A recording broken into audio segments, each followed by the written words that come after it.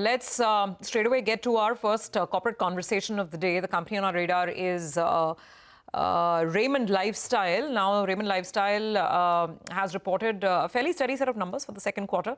Revenue growth has been led by domestic demand. The textile segment growth has been led by robust volume growth. Amit Agarwal, Group CFO at Raymond Lifestyle, is with us now.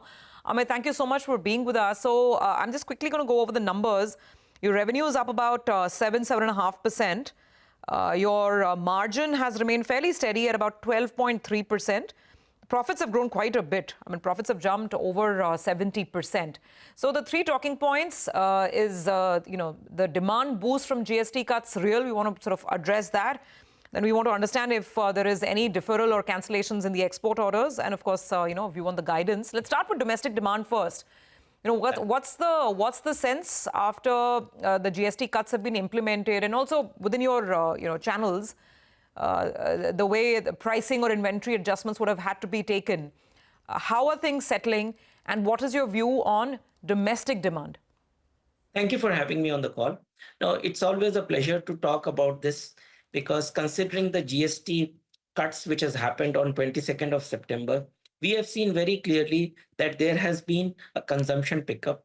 And that is one reason. The second reason is this year, people are coming out considering that inflation has been lower, as well as the interest rate cuts has enabled more liquidity in the hands of a common man, and even the direct tax cut, which we saw in the budget. So I think all that is fueling the demand. And we have seen very clearly in terms of our bookings for the fabric business, very clearly it has grown compared to the last year in the range of 8 to 10%. And we are seeing also volume growth in the domestic business, clearly both in the fabrics as well as apparel business. And going forward, we are looking a very strong wedding season because there are a large number of dates for the weddings, and it is continuing all the way up to May. So we are seeing a good traction in the domestic across the channels. The inventory has come down across the channels, so people are buying, and therefore we expect a stronger year this year. A large part of garment buyers, Amit, Mangalam here, were saying that they're preponing their buying for the ones they're buying above 2,500 rupees. Did you see that at Raymond as well? And could you put a number to how much that was in the second quarter for you?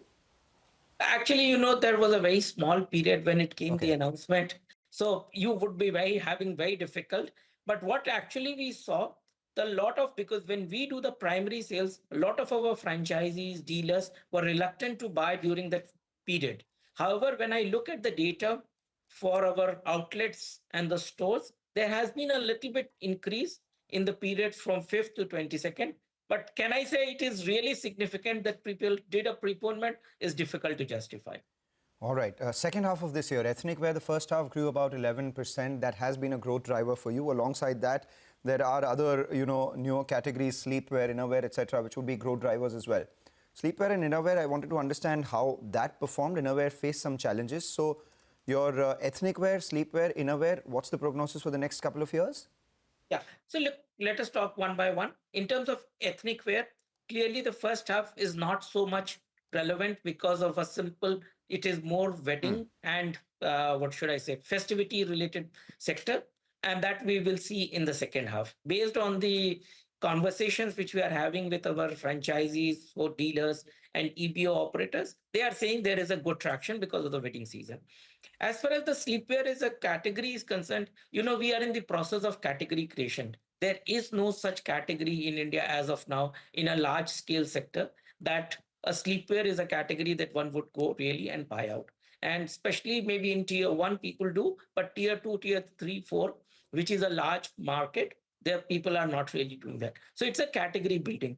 As far as innerwear is concerned, we all know that in the second quarter, there has been a bit of a struggle in this sector, and everybody went out for massive discounting, increasing the commissions to the wholesalers and the retailers. So I think it goes through the ups and downs, always innerwear, and once it comes back. So we expect these are smaller sectors for us. I think our big focus clearly on the fabric and the apparel side, where in the domestic side, you have seen a good growth. And what we are more pleased about is it's a volume-led growth. It is not a price-led growth. Take that point. Yeah, so let's wrap this up then. Amit, first half revenues have grown 12%, margins at around 11.5%. When we speak, by the end of this year, what should your revenue look like and what would your margins look like? So I would not go definitely on a guidance basis, but what I can tell you, this year is going to be much stronger compared to the last year, and we will be in early what you call teens, the growth in the revenue compared to the last year, as well as in the profitability of the business. All right, clearly. Amit, we'll leave it there. Good conversation as always. Thanks very much for joining us, and good luck for a good quarter, that is October to December. Appreciate it.